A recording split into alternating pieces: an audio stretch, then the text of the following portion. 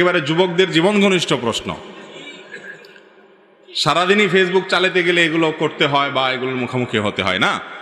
দেখুন, অন্যের আইডিতে রিপোর্ট করা, এটা যদি তার কোনো ত্রুটির, তার কোনো অন্যায় কাজের প্রতিবাদ হিসাবে করতে হয়, সেটা অবশ্যই জায়েজ।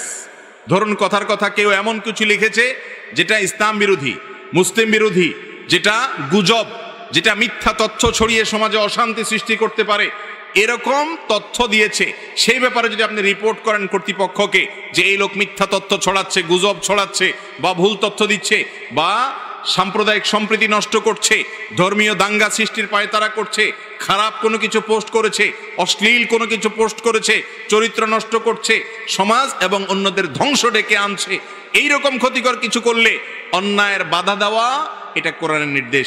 মান রাআ মিনকুম মুনকারান ফালিয়ুগাইয়িরহু বিয়াদি। নবী সাল্লাল্লাহু আলাইহি ওয়াসাল্লাম বলেছেন, কেউ কোনো অন্যায় কাজ দেখলে হাত দিয়ে সেটা বাধা দিবে। আপনি ফেসবুকে এরকম কোনো অন্যায় দেখলে আপনি সেটা